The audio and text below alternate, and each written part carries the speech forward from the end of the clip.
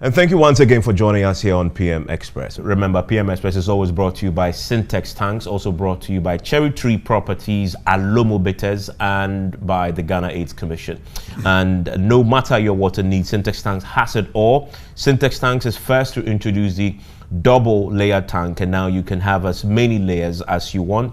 Syntex Tanks is first to introduce the white inner layer tanks in Ghana.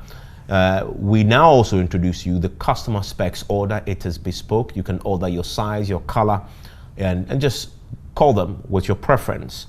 Syntex Tanks gives you the longest warranty of 7 years, which no other tank gives you in Ghana. So whatever your water consumption, size, or project or demand, just choose Syntex Tanks. They are nationwide. You can call them on 0244 335 168, 0244 335 168, or shop online at syntexgh.com. Syntex Tank, are you strong, are you tough? Also, desires are wishes. Beauty is a promise of happiness, but passion is everything.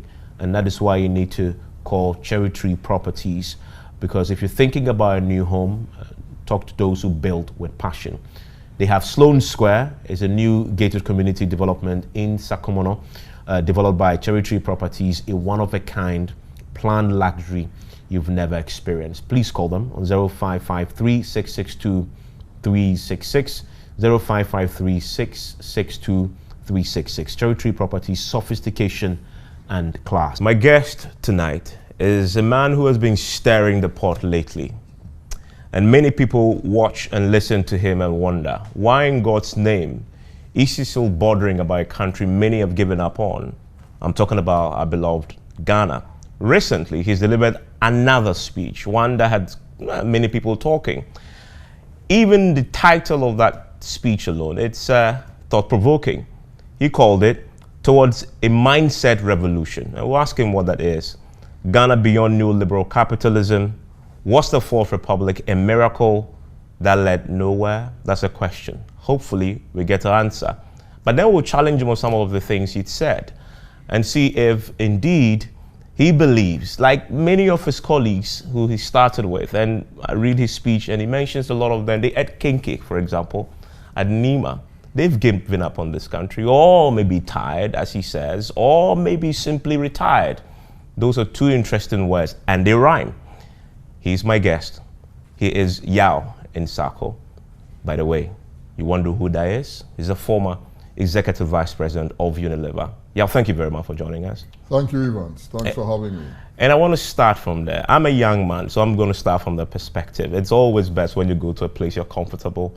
I read the full speech. Listening to it was exciting, but reading it was a whole different experience. And I'm looking at myself as a young 40-year-old, and of course you who ate kinky with all those greats at Nima. And even me, I feel tired at 40. So I was not surprised that you sort of guessed they may be tired or retired. But what is it about Ghana that makes you still very passionate about it when many people, even young like myself, are beginning to feel a bit tired talking about the same thing over and over again? What moves you? What still gets you going every morning? Well, first is thank you. Your question made me smile, but some of the things that you said before also made me smile, because even I am in my 50s.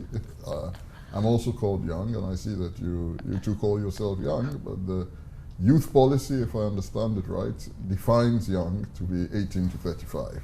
So in Ghana, even when you're 70, if somebody is 90, they say you're a young person. So that's quite interesting, and it's a good and optimistic orientation towards life. What is it that makes me passionate about the country? Well, it's not only the country, the continent, people of the global south generally. Some call them the periphery. I am very passionate about society and wanting to improve society. This is, I believe, the one life that we will lead. And while we are here, we have to try and make the long-term health of society better. This is what drives me, and especially those of us who the back-breaking exertion of the ordinary people of this country. I went to public university, more or less free. The people who produce that wealth that commonwealth, in order for me to be able to gain an education and a profession as an engineer, are the people who are toiling in the cocoa farms, the kayayes and so on and so. They pay VAT, etc. It is their contribution that has got us where we are. So those of us who have benefited, and we can say to a large extent, people like yourself, like me, like many of the other people who are the British Council of the Professionals and so on, we are the fortunate ones in the society. I believe that we have a responsibility to this country, to the people of the continent, to society at large, to try to make it better so that the large numbers of people are able to access dignity. At the end of the day, for me, that's what development is about. It's about dignity, a search for dignity. I mean, and there are many like you, and thankfully you cited many of them, who've gone on the path, who've charted this, who've talked about this and been passionate about it. But the problem still persists. The dignity you talk about, many people still believe they haven't experienced it, and the numbers tell the story. In fact, as recently as just this year, we've seen several reports from the Statistical Service telling us how many more people are unemployed, worse than before. We're talking about inflation in historic territory still, after all these years of activism. If nobody had managed to do this, to crack this conundrum, why believe things will change now going forward? Well, it's not me. I'm not trying to change it as an individual. I am saying to the society, are we happy with the conditions in which we live? Open defecation around 18%. If you believe the census numbers, around 20% of our compatriots live in containers and kiosks. Galamsey ransacking our body politic. You can continue the list of misery that I can talk to, and I don't want to do that. Are we happy with the conditions? If we say we give up, exactly what do we mean? That we fossilize the society, and those who are left out at this point in time should just accept it? We must remember, James Baldwin famously said, the most dangerous creation of any society is the man with nothing to lose. And we in our society today have many who have nothing to lose. So if we think that we can just leave so many people out of the fruits of development and nation building and somehow keep it stable, we deceive ourselves. And these were the points I was trying to make. Jean-Paul Sartre also famously said, only the one who is not rowing has time to rock the boat. You are not going to go around and destroy things and so on, because you must be here. You're doing your work. You're engaged. But if we leave large numbers of people, they have nothing to occupy their time, they will find something. And in the lecture, I quoted my very good friend, Dr. Nzamo Masito, a guy who I have a great deal of respect for, who said, the poor cannot sleep because they are hungry. And the rich cannot sleep because the poor are awake. And I'll end it on another thing that I said during the speech, where I said, it's been famously said, it's not me, I didn't originate it, I have said, when the poor have nothing to eat, they will eat the rich. But then they haven't eaten the rich in 30 years, at least in the Fourth Republic. And so the rich and the elite, as you call it, possibly have collapsed into this elite compromise, knowing that they've not been eating after all. I mean, after 30, they look back, oh goodness, I've escaped being eating. Maybe there's a confidence that this will not happen. The Ghanaians simply haven't got the stomach to rise and demand what is rightfully theirs. It is very interesting, because what you say points to a feature of our national character that I find confounding, which is the shortness of our attention span. It's something that I'm actually very critical of the media too for, because if the media has stamina and can campaign issues, you do not fall into a cycle where people forget so easily. If you were born, you are 40 years old, so if I do the calculation, it's 1983. Yes. So it's 4 years. Right in the thick of it, yes. So it's 4 years after what I call the first jerry-rolling sensation, which was the Armed Forces Revolutionary Council. What happened? How many generals were lined up in the streets and shot without trial? People were taken into and caned, market women and so on and so forth. This country degenerated into institutional tyranny. That's what I call it. And already people say to me that, no, we've never seen an explosion in this country. What was it? 3 former heads of states were shot at the stakes. Do we want to go back there? So when the people of Ghana say, no, we are not like that, as for us, it will always be okay, it's just a collective amnesia of things that have gone wrong in this society before. And let us remember that I was alive at that time. In 1979, I was 11. So I still remember these things. They happened. When you were born in 1983, I was in Form 2 or Form 3 at the time. So I still remember those things, and we saw them. There are causative factors that created these disruptions. This is a fourth republic, which means what? We have been through a first republic, with the soldiers kicked out, a second republic, which again the soldiers kicked out, a third republic, with the soldiers kicked out. We are beginning to see the features of some of the things that went wrong, and we must start to have the conversation now. We don't want to go back to those days. If the Fourth Republic will endure and become the last, then we need to change some of the things that we did in the past that created those sorts of disruptions. To be clear, I do not want it. I am against every single coup that has happened in our history. 1966, 72, 80, 79, 82, 83, and I know that some people, even when it comes to 79, etc., they say, no, that we needed an intervention. I say, it is not the role of the armed forces to intervene to run a country on behalf of the civic polity. And therefore, by definition, I'm against all coups. But at the same time, I know that if you allow misgovernance into a body politic, you create spaces for a populist. It's not necessarily even a military populist. You create spaces for a populist to emerge. So we must be as concerned about good governance as we are about condemning military coups and so on and so forth. We say in our language, kuku kuku nu jaya, kike kike nu bejai.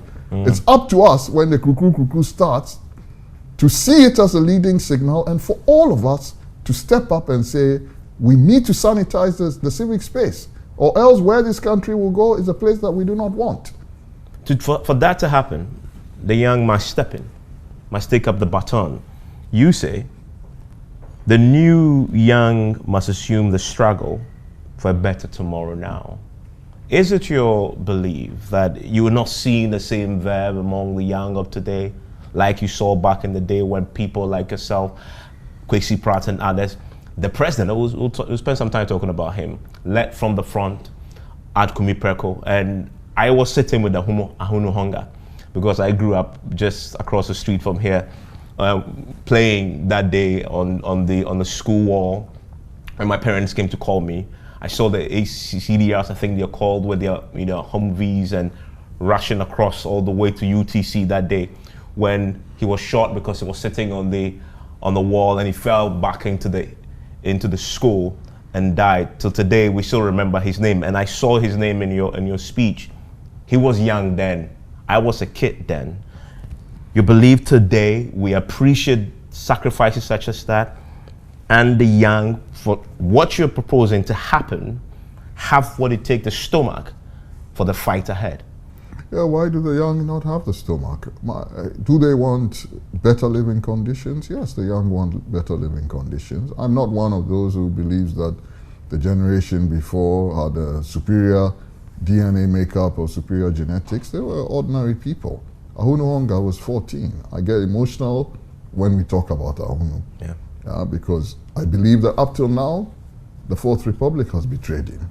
He was a seminal figure. He's somebody who must be celebrated the way South Africa celebrates, he and the 4 others who died. That the way the South Africa, for example, celebrates the victims of the Soweto massacre.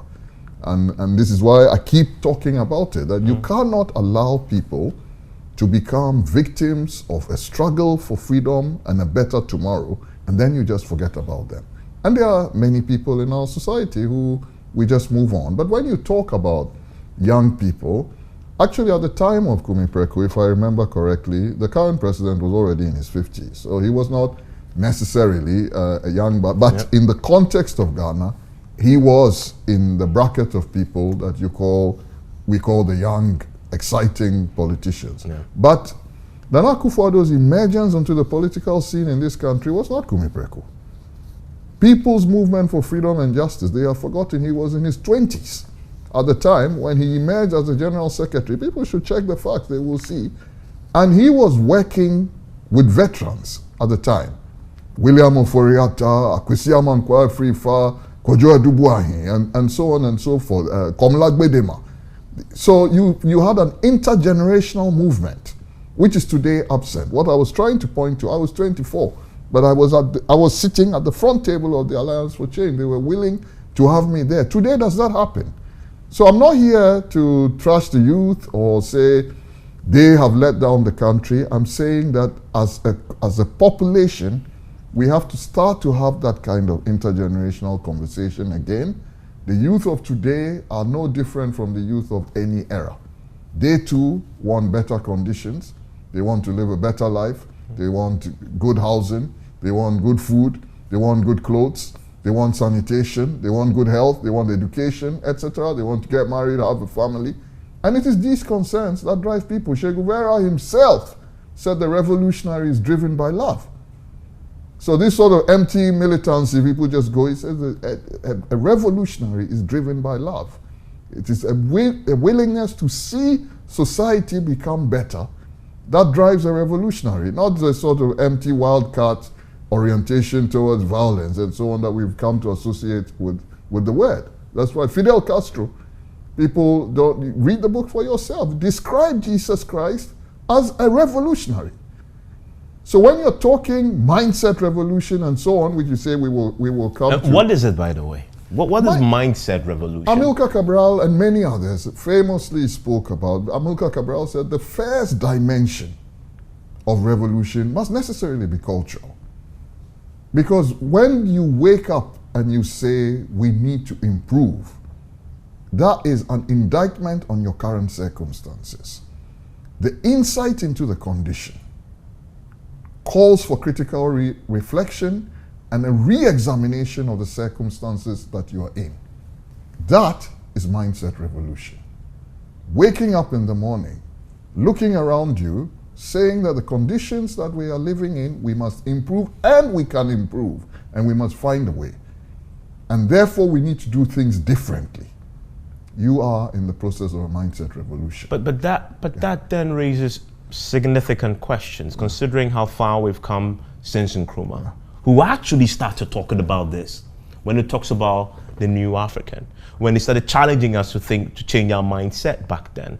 It's shocking, is it not, that after all these years, 60 years plus, we celebrate him, and coincidentally recently refurbished his mausoleum, and we are still talking about mindset revolution in 2023. We failed, have we not? Well, I leave it to everybody to make up their mind. I do know that when he stood at the old polo grounds and he said that the black man must show to the world that he's capable of running his own affairs, I do not believe that Ghana in 2023 today fulfills that brief. If there's somebody who believes that it does, I'd like to see the person put up his hand.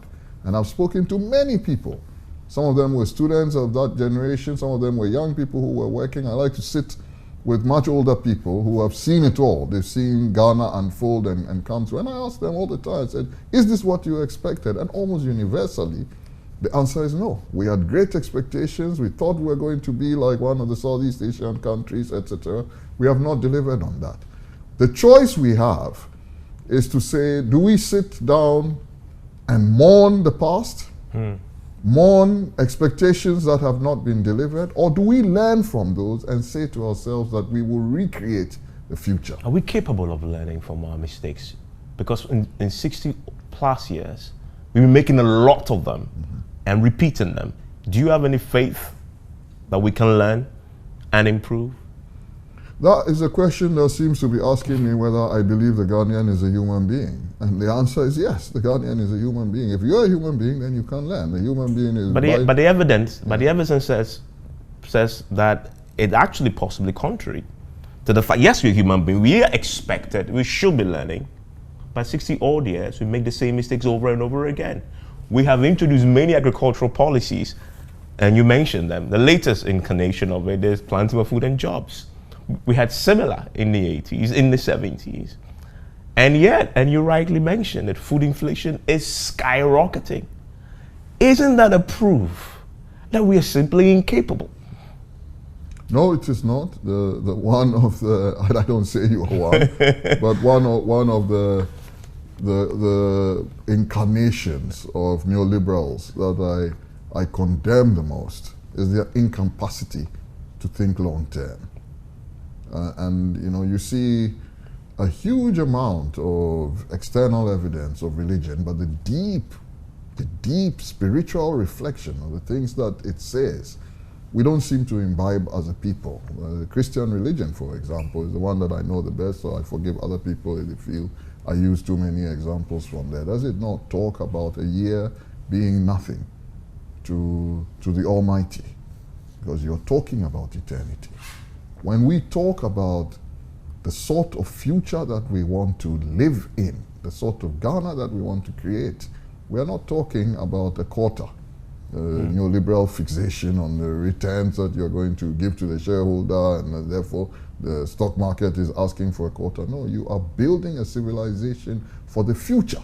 This is something that the current president himself used to talk about a lot, that we're not constructing a production machine. Go back to his John Kuglenu Memorial Lectures, British Council Hall also. You will see that he said that. We are creating a civilization for the future. Now, if you're creating a civilization for the future, there's absolutely nothing wrong with acknowledging that there have been 60 years. You haven't done as well as you can do, but it has to start from somewhere. You take the Chinese Revolution, there was Mao Zedong. Then came Deng Xiaoping. They too could have done 1978.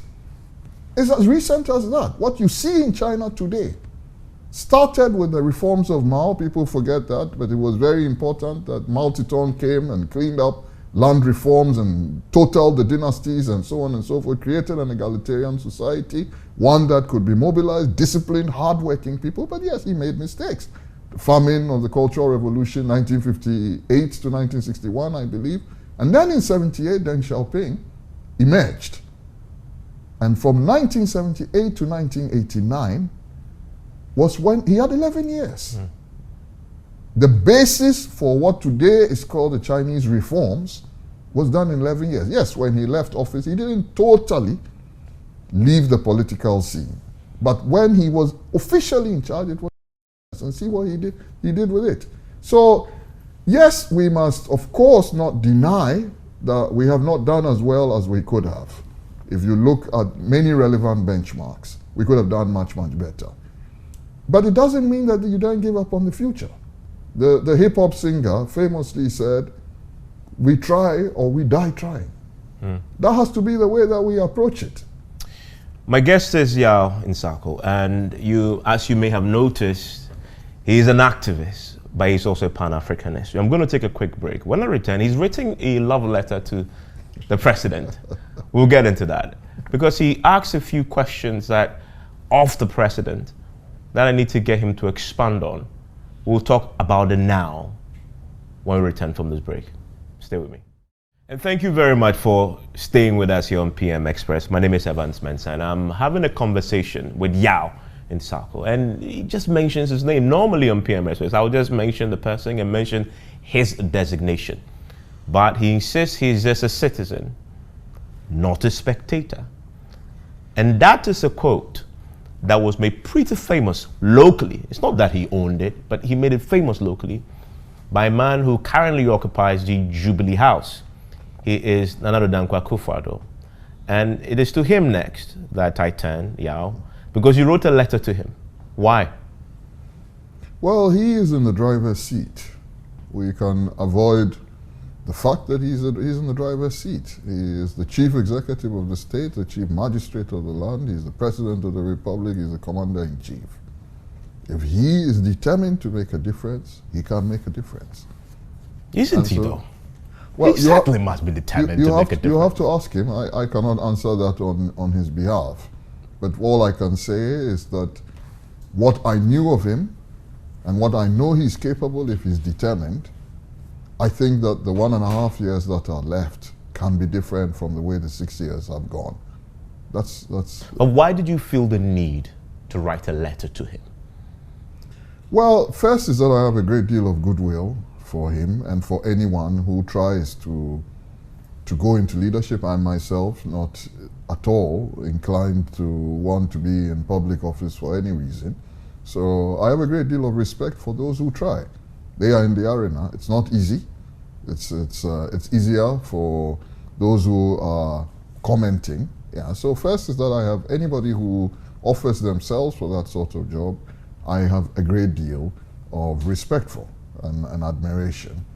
And I am therefore keen that they are at least operating in a context where they are able to give their very, very best. What we can do to encourage people who offer themselves, because we collapse into this sort of situation where people who are people's friends think that the way to be good friends is to be sycophantic and flatterers. And so I said it in a speech that those who criticize me, because there are many, who say that I have no respect for the president, I have no goodwill, I speak about his predecessor and so on and so forth with disdain, and that's absolutely not true. I think that if you care about people, if you really want them to do the best that they can, then at least the way you see the truth, you should make it available to them. One of the things that good friends do for each other is that they hold the mirror up for each other, and that's all that I was trying to do. So this is your way of getting him back. I don't know, because let me read that. Let me just quote that, because I was saying back because you asked the question, what happened to the charismatic and magical human rights lawyer called Nana Akufo-Addo once he became president? What happened to the intrepid campaigner for human rights? And this is Kwesi Pratt, but staying on the present, I saw that at least a few times you asked the question, what happened? Do I get a sense that the man you knew before and the man you see now, there has been a change, not necessarily for the better, but possibly a retrogression? Well, I would say, to say the man himself has changed means that I have to have a very deep understanding, and I haven't seen Akufo-Addo in some years now. So I won't want to make that sort of a radical declaration when I don't have the facts and evidence before me. But what I definitely can say is that what I expected of an Akufo-Addo presidency and what I see of the presidency, yes, the actual experience has fallen short of my expectations. What were your expectations? And that's I guess that's where we start. He was, I mentioned not just him, by the way, in that letter. I also mentioned that I had a long chat with 5 hours sitting next to John Dramani Mahama. I don't know whether he remembers, from Johannesburg to Accra. And he painted a vision of collaboration, of togetherness, of, especially like you, he was talking a lot about the younger politicians, because John Dramani Mahama was once also a young man, and he was in the broad bracket of the Akufo-Addos, etc. Even though Akufo-Addo is older than he is. He too was seen as a young guy, and I was asking him many questions. What are you going to do as a young politician? He was telling me about inter-party alliances, the younger people needing to come together, galvanize, create a new kind of politics. Very exciting stuff, but he had the chance. Where is it?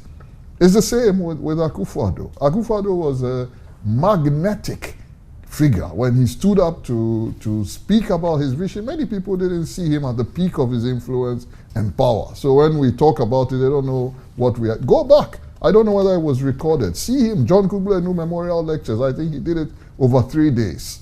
See Nana Akufo-Addo in the Supreme Court of Ghana in those days. And even before that, the young Akufo-Addo, People's Movement for Freedom and Justice. And then tell me whether the man that you see today is a reflection of that. That's all that I'm asking. And those of us who stayed abroad, and I'm leading to a question. You come back home, you stay within the culture and the system that has been built over time. With all your energy you come back with, seeking to make change.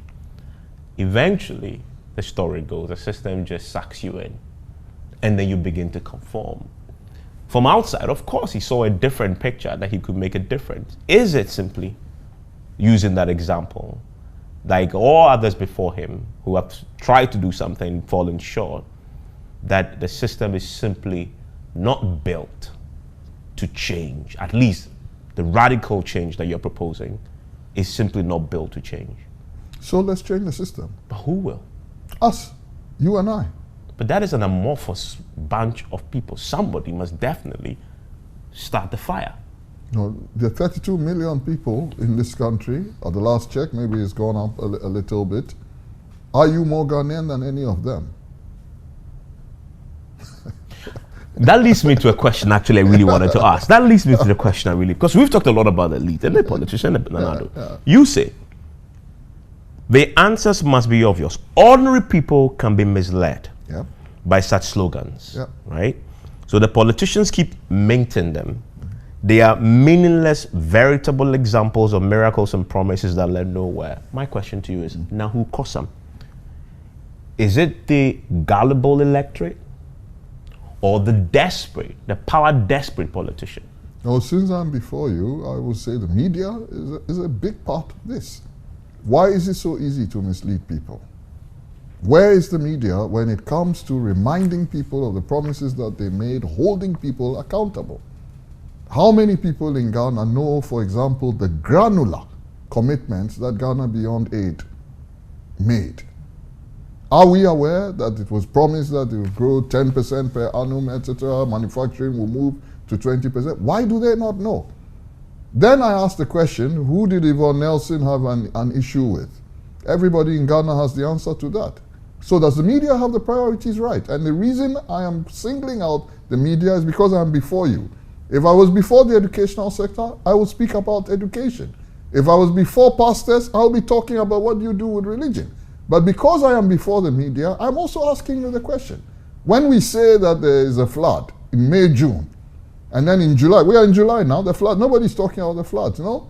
We will wake up again in May 2024, and then you guys will be running around and showing clips. So I'm also challenging... Except that we do, we talk about the media. floods. I'm also challenging the media and saying, well, the media played a Herculean role in getting the Fourth Republic. The private press, at a point in time when the opposition was not even represented in parliament, it was the media that was carrying the voice of people. Where is the media too? Well, I'll circle back to my question about the system, and then Nado possibly he's been coerced into the system and returned to the people. There's no media without the people. So I return to my question. The people have agency too. Isn't all this really at the center of it all? The people, they make the decisions. They have agency.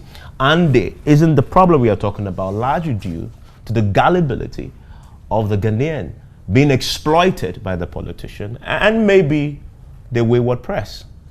Now let us assume, without accepting that your premise is right, because I don't necessarily think that Ghanaians are as gullible as we make them out.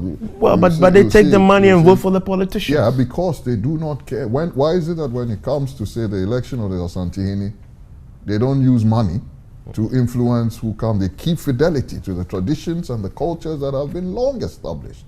The state, if you read Chinua Achebe's Man of the People, when the coup happened, Chinua Achebe's people said, the guy said, they say government don't fall down for city. The state has become decoupled from the people. It is a meaningless entity that does nothing for the people, and therefore they don't care about it. They've become alienated to the whole idea of democracy. Democracy is no longer delivering regenerative outcomes about which they care, because they've seen party come, party go, politician come, politician go, and their circumstances don't change. So they take a little bit of money and they throw but if you want to create a future that is different, people have to have a stake in society. But they do. No, what is the stake in society when you go to the polls and cast your ballot? Yes, but what does it change? Because they're not voting for the right people. No, they have voted for party after party. The main options that they have done it. They are independents who pull themselves up for elections, and they say, I don't want to waste my vote. So they prefer to go with NDC and the MPP. Yeah, You're giving them a pass. No, the independents are also, it's not just that you get up and you say I'm an independent and therefore the people must vote because I'm an alternative. You have to have a machine. Organization determines everything. So you also have to do that. So I cannot But why do the people deserve a pass? When they make the decisions, they elect the presidents, they make the decisions about those who actually make decisions on their behalf. Listen, the elite in this country, they create the policy framework for selection. But for them to get there to make the decision, the people must put them there. Yes, the people must put them there, but you can create a bias in society so that the ruling classes, this is why Marx famously said the law, it represents the prejudices of the ruling class. We have created, and this is why I say when we talk about the system, we have to change the system. The system is not ordained from God. It's not when the biblical reference was made, what God has put asunder, together, let man not put asunder. It was not referring to neoliberal capitalism and neoliberal democracy. We must make some changes to that so that the agency of the people can be properly reflected. Today, this system is over-monetized. CDD spoke about it. Did the media pick it up and have real conversations about it when he said $100 million in a country with a GDP per capita that is less than 75 billion, you need $100 million to become president. That's just the person who wins. We have not talked about the opposition person. We've not talked about parliamentary candidates, etc. Where is the room for the poor man? I mean, let me put it to you that amount is so because that's the expectation of the people. When the politicians go to campaign, the people expect to be paid. They expect to get some money. They want the interim benefit of a 50 cedis now instead of the great policies and ideas of the person. They will tell you, now ideas will go chop. That is why the politicians keep spending and spending, because when they go to campaign, the people expect. If you go with words and good intentions, you will lose elections. Tell me, I ask you the question, they're the same people. How much money did the Asantehene pay to become Asante? How much money did the Wana pay? But the two systems are absolutely different. The man was ordained to be Asantehene by birth. birth. No, you misunderstand the traditions. There is a contest. Go back and look at it. He did not emerge alone. The system throws up a few eligible people, even more than a few. Yeah, but yes, still so very why, a so few why people vote in that process. No, so why it's don't not they open up to everybody else in the Ashanti region to vote. Okay, so what has that's like an entirely different process. No, what has stopped us from evolving a process that also enables us to keep fidelity to our culture, to integrity, and use that to select our leaders. But you raise about anytime I've asked you this question, you take refuge in a traditional system. No, I don't. But you complain that the same traditional system has led to the land tenure system that you've been complaining about. The chieftain system is broken. I've heard that so many times. So obviously they aren't also serving the original purpose for which they were set up. Again, I say that the neoliberal fascination with 2x2 matrices. Everything in this world must fit in one of the quadrants. No, I belong more to the Gestalt approach, the Gestalt philosophy, psychodynamic philosophy, which says that you can have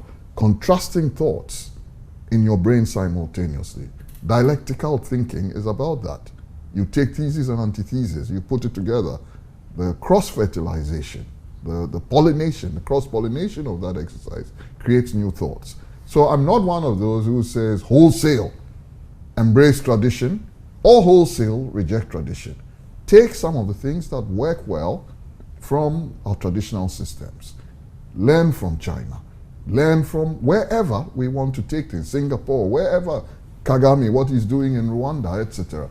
Take from all of those things and fashion something that works for your circumstances. When you go to China, they often say to you, we have never claimed to discover a universal recipe, like the neoliberals say, Francis Fukuyama. This is end of history and the last man. The human being is not capable of institutionalizing anything beyond the free markets and democracy as we know it now. That is, I mean, ridiculous to think in those sorts of terms. So we must look at our societal context and say, what is it that we need to put in place that can catapult and propel the society to a place where people can get access to dignity? And that is where the conversation starts from. Who must lead this? Who do you recommend should take the bull by the horn and start this fire? Why not you? Why not me? Why not anybody else? Yeah, I mean, Yeah. but So that nobody- then leaves a situation where nobody does it. No, why do we think that? But isn't that nobody why does we it? have Yeah. leaders? No, we have a surplus supply of people who every cycle are trying. I've lost count. How many people are trying to become presidents now?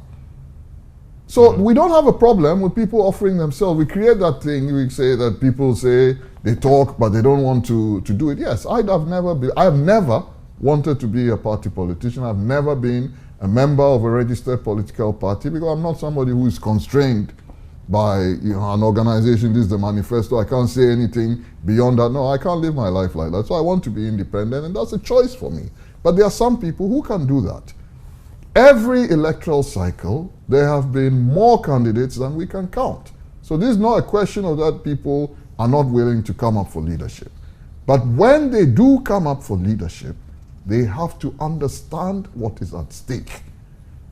You are dealing with the lives of 32 million people, and they expect you to deliver. What is the system that we put in place to make that happen? That's the conversation we must have. Yaw Nsarkoh is still my guest on PM Express. When we return, we would talk about what difference really can he, myself, and others who believe that the future really can change. What difference can we really make in this environment of ours? We'll try and drill down a bit to that. And what does that difference look like? I mean, imagine the Ghanaian promise. What is it? Can we define it for a second? Have we even defined that? I'll ask him that question. What is his Ghanaian dream? I'll ask him to define that. Please stay with me. And thank you very much for staying with us here on PM Express. And remember, PM Express is always brought to you by Syntex Tanks, also brought to you by Cherry Tree Properties, Alomo Bitters, and by the Ghana AIDS Commission. And no matter your water needs, Syntex Tanks has it all. Syntex Tanks is first to introduce the double layer tank, and now you can have as many layers as you want. Syntex Tanks is first to introduce the white inner layer tanks in Ghana. We now also introduce you the customer specs order. It is bespoke. You can order your size, your color, and just call them with your preference. Syntex Tanks gives you the longest warranty of 7 years, which no other tank gives you in Ghana. So whatever your water consumption, size, or project or demand, just choose Syntex Tanks. They are nationwide. You can call them on 0244 335 168, 0244 335 168, or shop online at syntexgh.com. Syntex Tank, a strong, a tough. Also, desires are wishes. Beauty is a promise of happiness, but passion is everything. And that is why you need to call Cherry Tree Properties, because if you're thinking about a new home, talk to those who build with passion. They have Sloane Square. It's a new gated community development in Sakomono, developed by Cherry Tree Properties, a one-of-a-kind planned luxury you've never experienced. Please call them on 0553 662 366, 0553 662 366. Cherry Tree Properties, sophistication and class. My guest is still Yaw Nsarkoh, who has been talking to me about Ghana. Let's stay on that theme, shall we? Before the break, I mentioned the Chieftaincy institution, and you touched on it also.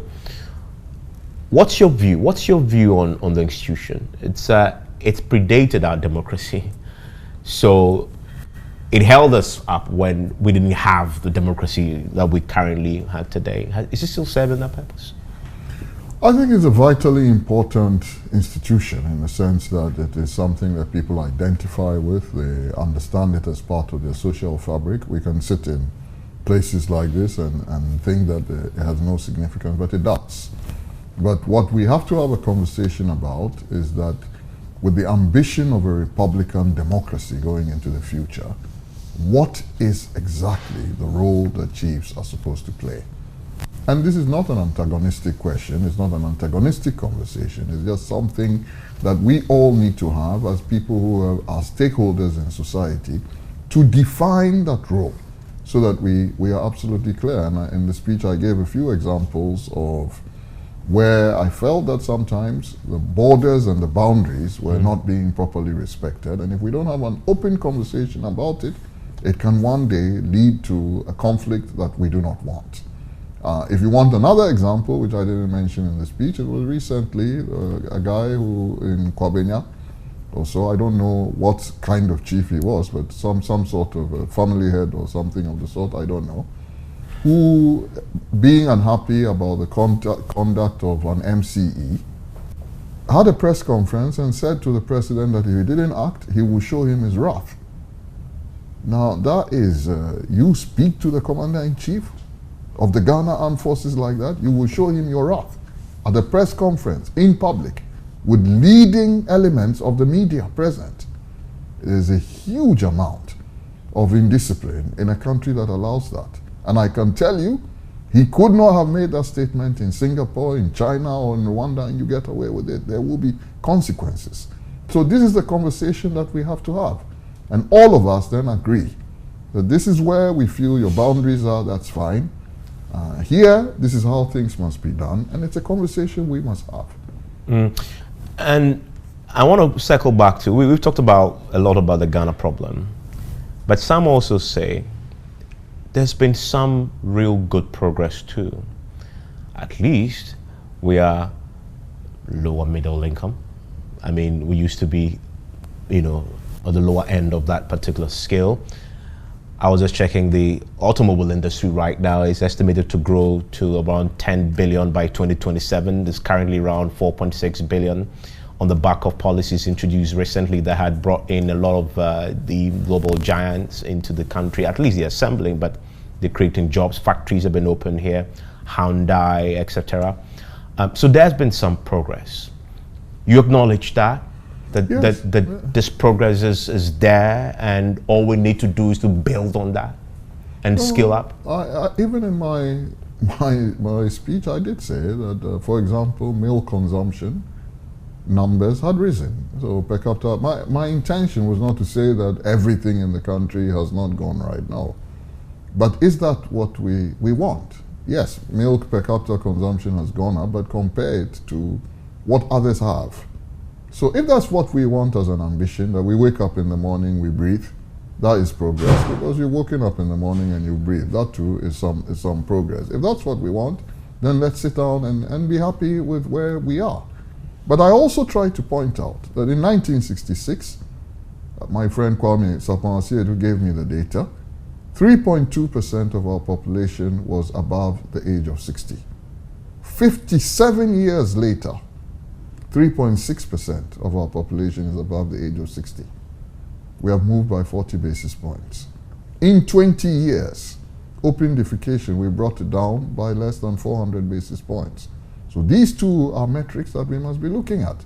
Not just counting the number of automobiles or the market value of automobiles and be happy. I'm not saying that those indicators must be ignored, but I'm saying they do not describe the entirety of society.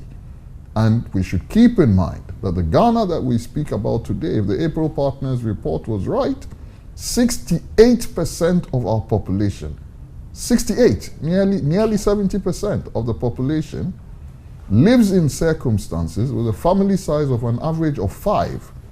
They have a total budget per day of 11 euros, 140 Ghana cedis. That is what they must survive on. And 50% of that means 5.5, or if you want it in cedis, 70 Ghana cedis goes on food. So everything else that they do, they must fit into 70 Ghana cedis a day, a family of 5.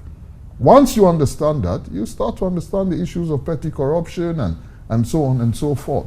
So the key issue before us with our development ambition is to create prosperity, to create shared dignity, so that we all can have a real optimistic orientation towards the future, and other societies have done it.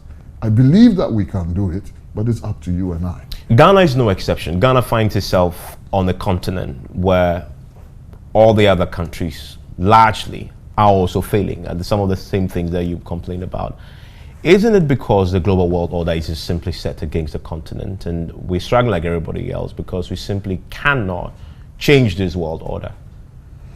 So it does mean that we must put on our thinking caps. What it means is that we must reorder the world system. Yes, I'm not at all naive. You have ongoing as we speak, and it didn't start today. If you go all the way back to the 15th century, there has been a search, an ongoing interstate power struggle, as others have put it, for global domination and world hegemony.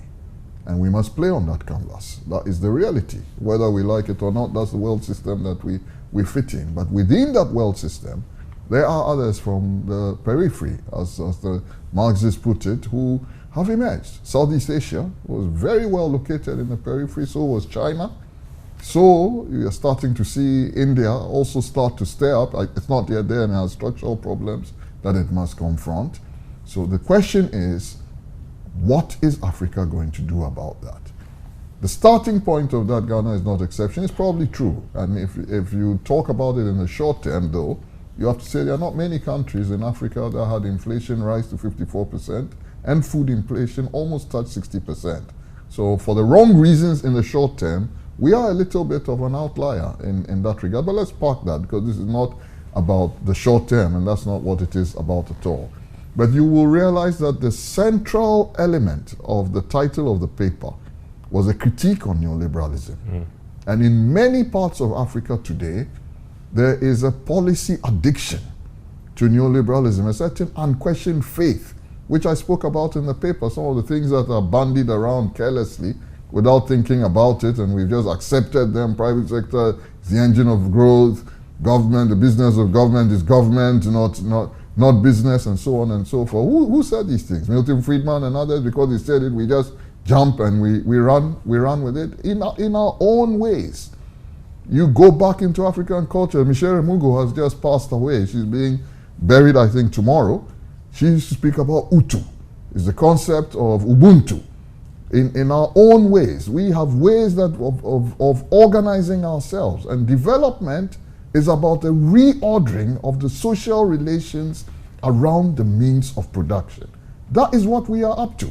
So we must not just go around and say Fukuyama said that everybody has to adopt free markets at whatever stage in their market. You put the private sector. You show me in history which society ever attained prosperity at $3,000 per capita per income without an active involvement of the state. It does not exist. Neoliberal capitalism has never worked. It will never work. And so long as we continue to remain addicted to it, we will have these conditions of mass misery that many others spoke about. I'm not the first to talk about it. You read Are you preaching the socialism? many writings of Samir Amin and so on and so forth. I'm not an ideologue. By the way, people ask me that question. I'm not an ideologue. I believe in what works. What works then? Deng Xiaoping said, so long as it catches mice, whether it's black or white, is irrelevant. When he said that we shall cross the river by touching the stones, what he was talking about was focusing on what works for your people. So tell me, when you say the greater role for the state, what does that look like for a country like Ghana? The judiciary must work for everybody. We must have access. And back to the point, what's your dream? What's your Ghanaian dream? Define it for me in a few words. It's in the directive principles of state policy. And I've said again and again. How does it crystallize for you? More liberty, more egalitarian opportunity, more fraternity, all of that leading to prosperity and dignity. That is my dream for the majority of our people. Not for a small group of people who sit down and they alone have the spoils of power. No. This democracy, in its most meaningful incarnation and variation, is about the people. That's why Chinua Achebe famously, although in his usual humorous way, he said, God loves the ordinary people. If it were not so, he would not have created so many of them. Yaw, thank you very much. Thank you. Best wishes. Best wishes. Yeah. Enjoy the rest of your evening. Sure.